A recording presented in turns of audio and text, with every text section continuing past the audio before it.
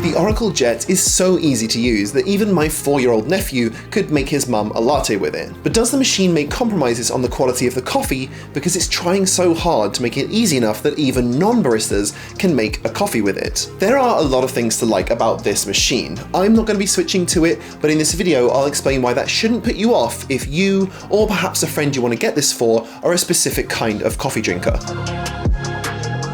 First things first, Sage here in the UK sent me this machine on loan for my review. They aren't paying me, have no say over what I talk about, and haven't seen this video before it went live. So I was curious if this machine might be a good one to recommend to my friend Dan, who loves good coffee, but doesn't know how to make espresso and doesn't really want to commit the time to learn. I'm going to call people like Dan brookies, as in brew rookies. Now, brookies aren't people who don't care about coffee and would be happy with instant or crappy filter. They like good coffee and they can tell the difference. They just don't want to be crazy like me. I think a good metaphor is cooking. Some people don't like cooking, so they just don't. They eat out regularly or they get ready meals, so like the kind of person who always gets their coffee from a cafe or makes instant at home. Then there are nerdy nerds like me who love cooking. I go to the Asian market to pick up unusual ingredients like Thai basil because it's not the same as basil, and I knowingly laugh along to Uncle Roger videos. People like me have espresso machines at home with lots of puck prep tools, but recently you can also get meal prep kits. And no, don't worry, this video isn't sponsored by some meal prep company.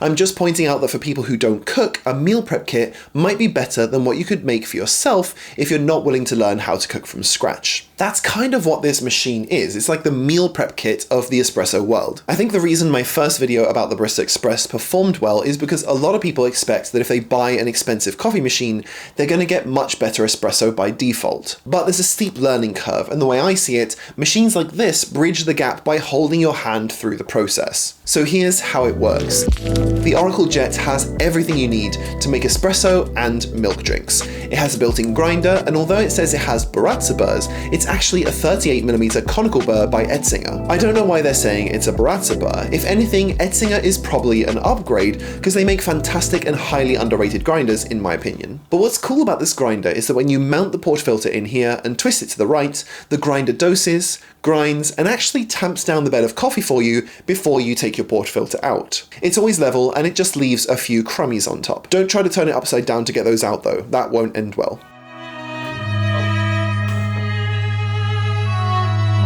You don't even need a separate tamping station like you do with other espresso machines and even other all-in-ones. This saves you a lot of counter space and mess, and makes me think that this machine is intended to be in the kitchen where space might be limited. Then you just lock in your portafilter and press your espresso button after choosing what kind of drink you're making. It's volumetric, so you choose how much you want and it'll just start pulling your shot and get somewhere in the general region of that amount of coffee. More on that in a second. Then comes the innovation that helps the brookie. The machine recognizes how fast the coffee came out and suggests what setting you should change the grinder to in order to get a better shot next time. The next setting might not be perfect either, such is the way with espresso, it's always an adjustment game. But then it will just give you another recommendation, and I've tried a lot of coffees with it and it's gotten to dialed in within 3 shots on all of them.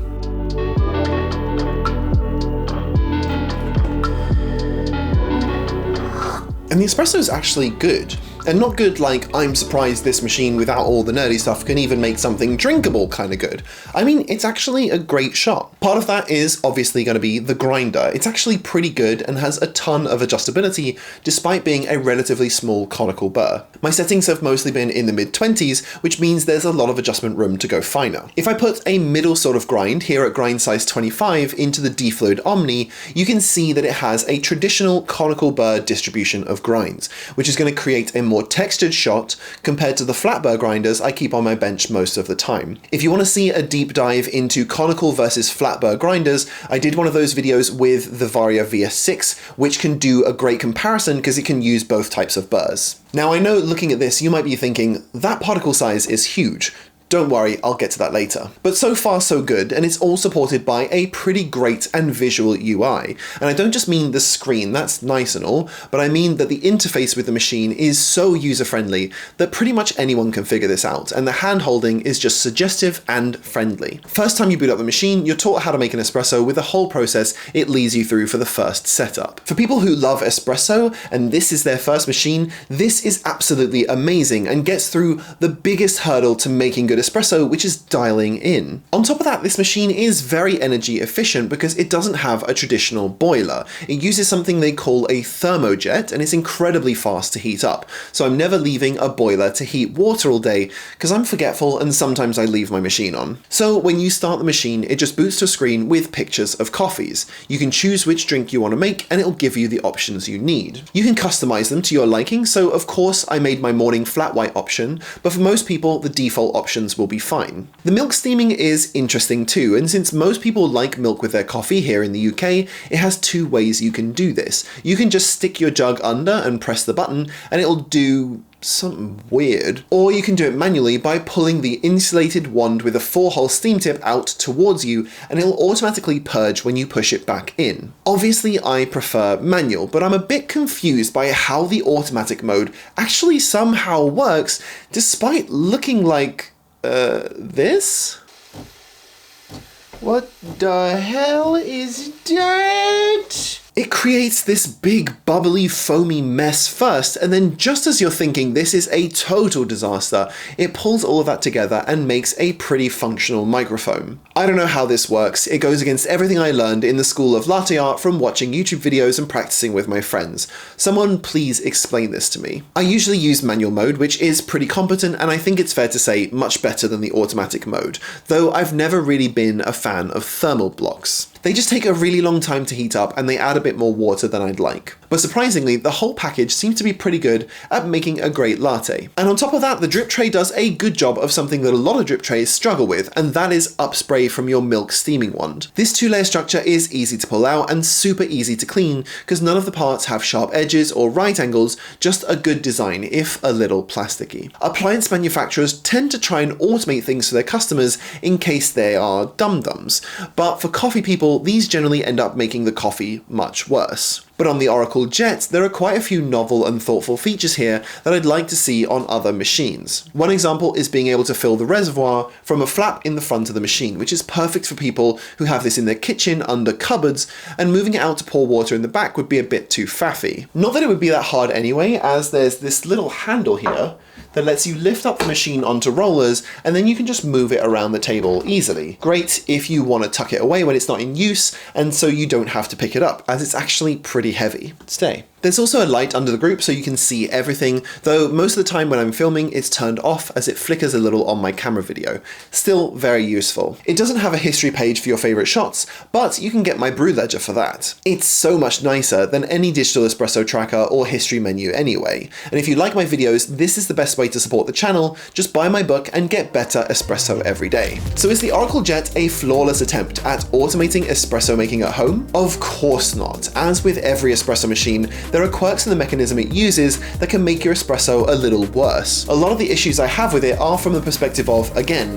a nerd, so it's not going to affect the kind of person who this machine's actually made for, but please indulge me as I list a few things that could be fixed to make this a better machine, both for me and for the intended customer. Firstly, this machine is volumetric or timed, so it automatically stops the shot based on the amount of water or the amount of time rather than the weight in the cup, so it's not accurate or consistent from shot to shot. On the same setting and even with the same coffee, it can have very different shot weights.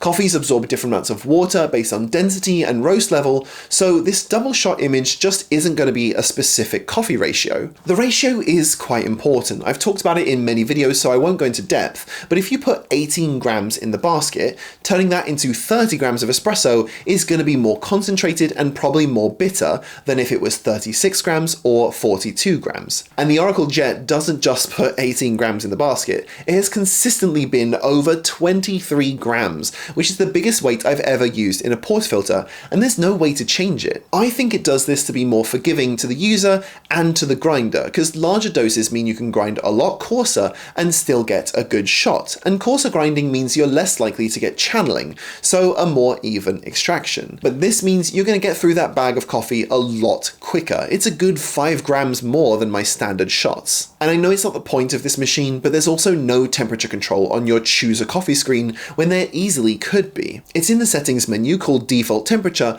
but I can't find any other way to adjust it, and this UI layout makes me think they probably just don't want you to. There's also no way to turn off the steam pre-infusion, which is probably the biggest negative in my review. Steam pre-infusion is bad for espresso. Low pressure or soft pre-infusion is much better. The steam coming out of here is too hot and can create inconsistencies in the puck bed that cause channeling and more bitterness. What I've been doing to reduce its impact is running half a shot first to purge the group a little, and I found that the second time I press the go button, the steam pre-infusion is way less aggressive and the water flow starts much earlier. Another little annoying thing is that the Americano option I've used a few times for guests starts the hot water going automatically after the shot is finished. And it might make a mess if you haven't lined up your cup right, and it'll splash your coffee all over the place. So I'd say probably best to do the water first. The top of the machine has space for cups, but it's not a cup warmer, so you'll need to think about that too. It's okay, some machines don't, and the heat from the boiler going out and heating your house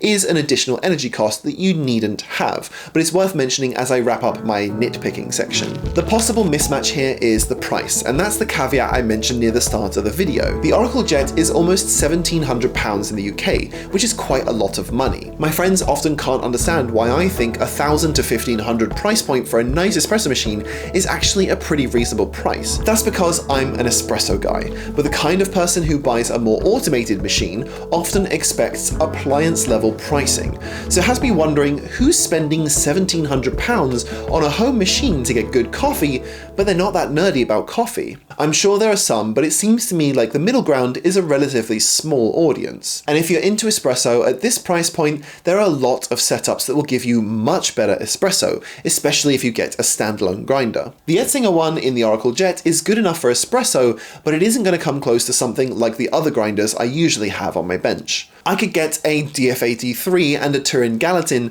for a similar price, and while I'd lose the easy dial-in features, I would get much better espresso. But again, that's me, someone who's into dialing in espressos and getting the most out of my coffee gear. Am I going to throw out my manual machines and fancy grinders and get this all in one? No, and that's fine. It's not for me. It's for my friend Dan and the Brookies, and there's nothing wrong with that. So if that's you or your friend, I'll leave a link in the description for you, along with a link to my book, which will make the perfect gift for someone learning how to dial in espresso. Thanks so much for watching, you wonderfully overcaffeinated people, and I'll see you on the next one.